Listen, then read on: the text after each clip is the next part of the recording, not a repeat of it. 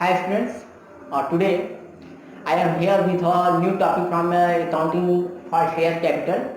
Generally, it is not a topic, but in our long questions, in pro rata basis share which is forfeited, on which we have to calculate the number of share allotted and applied. It is not given in our question, so we have to calculate for long questions, as well as sometimes it's asking about the what is the allotment money not received or actual what the allotment money due. So here I am talking about the when the share belonging to pro rata category are forfeited, amount of area on allotment is required to be determined. Means कभी कभी 3 number के question में भी आते हैं और long questions में भी ये टॉपिक इंक्लूड होता है कि जहां पे category wise questions are given, means pro rata basis allotment and there are category, and out of one category, two and third category is given, whatever in our question given.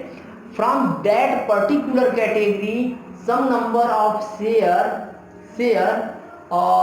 forfeited, and we have to calculate what the actual number of share applied by this that applicants, and what the amount of excess application money transferred on allotment.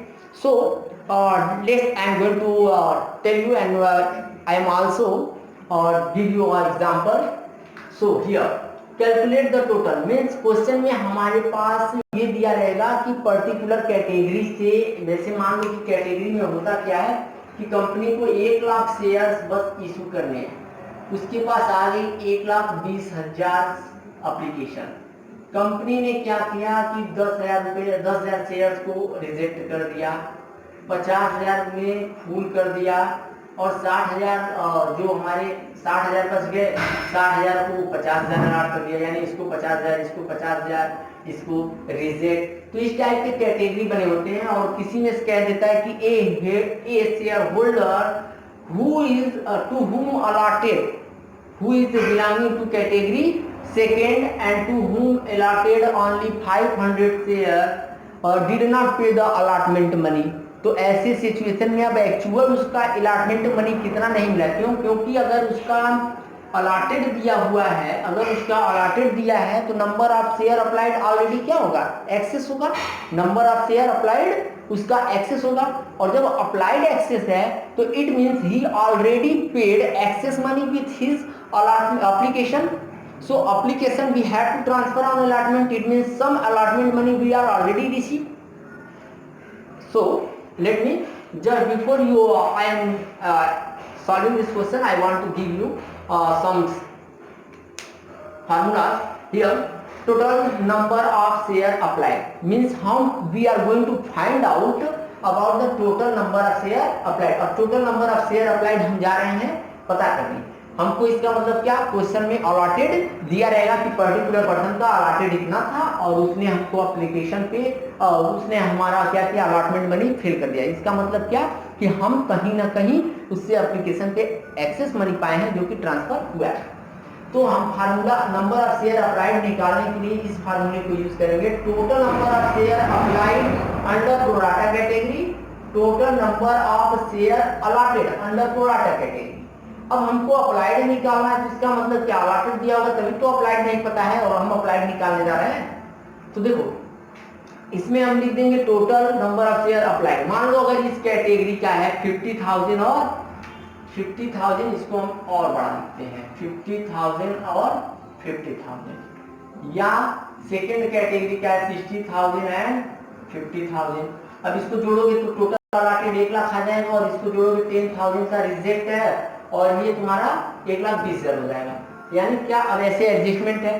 तो यहाँ पे अगर इस category का है तो यहाँ लिखेंगे total number of share applied, total sorry इसको लेते हैं 60,000, total number of share applied under, तो यहाँ पे हमारा अलॉटेड आ जाएगा 50,000, और अलॉटेड आ जाएगा 50, और total number of share applied आ जाएगा हमारा 60।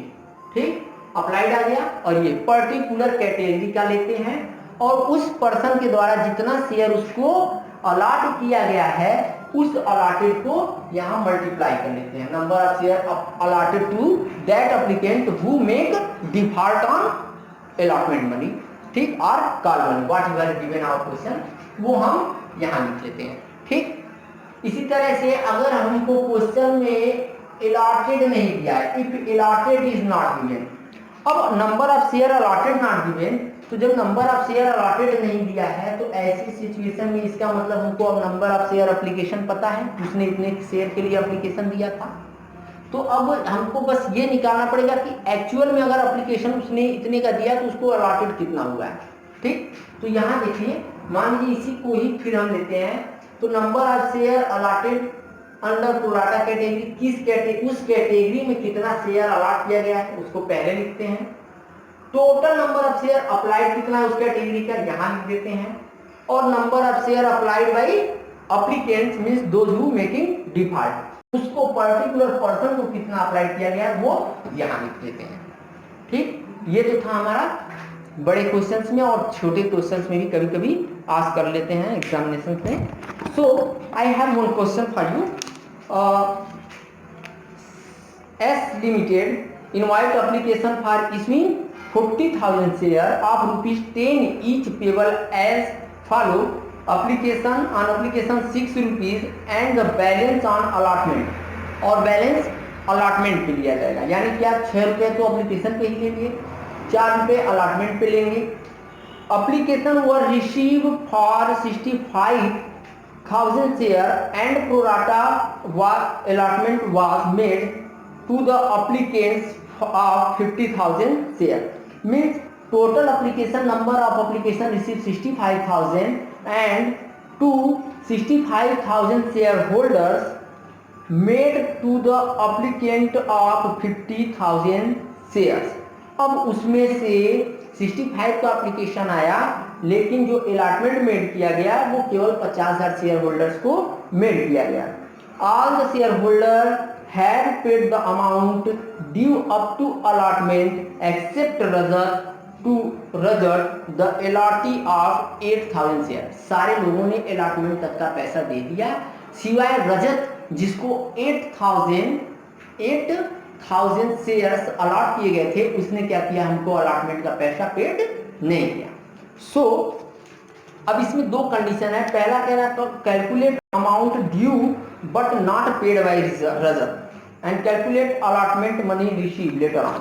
So we have to first of all, अब देखो इस क्वेश्चंस में कह रहा है कि 40,000 इशू किया, 10 रुपये वाला 6 रुपये मांग लिया, 4 रुपया सेकेंड अलॉटमेंट पे मांगेगा, टोटल 65,000 शेयर्स के उसको क्या हुए, एप्लीकेशन रिसीव हुए, but he allotted only to applicant of 50,000। यानी हमको एक चीज पता है कि कभी भी जो हमारा एप्लीकेशन इशूड होता है वो इशूड कम नहीं होता है, मतलब जितना हमने इशूड किया उससे कम नहीं या उससे अधिक अलॉट नहीं कर सकते, तो उससे ज़्यादा अलॉट नहीं करेंगे। तो या 50,000 शेयर होल्डर्स को हमने अलॉट किया 40,000, रजत का अलॉटी दिया हुआ, इसका मतलब हमको क्या निकालना पड़ेगा, नंबर ऑफ शेयर अप्लाइड निकालना पड़ेगा।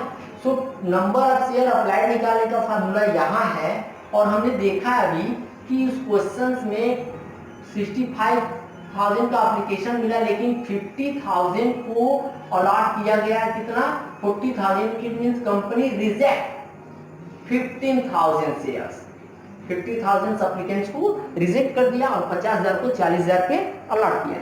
तो यहाँ पे Rajat allotted, Rajat means R allotted to 8,000 share, यानी आर को 8,000 शेयर अलॉट किया गया है।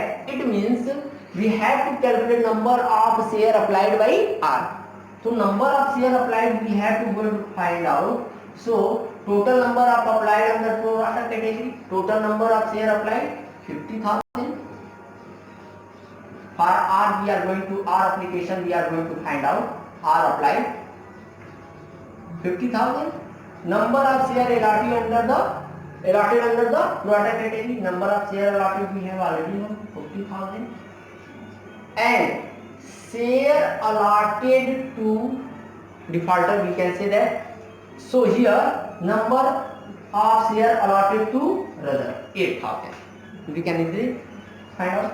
So each this information given in our question we can also say here 1 2 3 4 1 2 3 4 and 2. It means 10,000 shares application are given are applied by R ने applied कितने से किया था 10,000 से, इसीलिए हम उसको कितना अलॉट किए हैं 10,000. Now we have to find out the allotment money due on him. Solution: R number application money due, application money received, application money received from R. कितना मिला होगा? तो वो अप्लीकेशन के टाइम 10,000 शेयर पे 6 रुपए के हिसाब से हमको अप्लीकेशन दिया था. 60,000 दिया होगा 60,000. बट अप्लीकेशन मनी लेस कर देंगे, हमने application money transfer to capital. Application money कितना हमने ट्रांसफर किया होगा? एप्लीकेशन मनी जो हमने ट्रांसफर किया होगा वो किया होगा केवल 8,000 शेयर पे. शेयर कैपिटल में ट्रांसफर किया होगा, transfer to share capital 8,000 shares का ही बस हमने किया होगा 6 रुपए के हिसाब से किया होगा नहीं, क्योंकि उसको 8,000 हमने ट्रांसफर किया है. बाकी तो 2 अलॉटमेंट की एंट्री पास किए होंगे. So here 48,000. It means he give us 12,000 excess money. Access money. Now listen. Access on application. It means we have transfer on allotment. Now listen. On allotment money due. अब ये जो due हुआ होगा कितने से due हुआ होगा? तो 8,000 शेयर पे 4 रुपए के हिसाब से 32,000 we have to do. 32,000. although इस 32,000 में 12,000 rupees we are already receive. So less excess on application, excess on application. Now it's can 20,000 due from brother, due on allotment. Clear? यानी क्या 20,000 रुपये हमको उससे लेना था, जो कि हमको 20,000 रुपीज रिसीव नहीं हुआ. इसका जो सेकेंड पार्ट है उसमें ये बोला है कि allotment. Listen second part of question ask about the what the amount receive letter on allotment. तो listen, we have required 40,000 into 4, 1,60,000, and we know that 10,000 access application we are received. So 10,000 application money we are already transferred to allotment. It means 10,000 into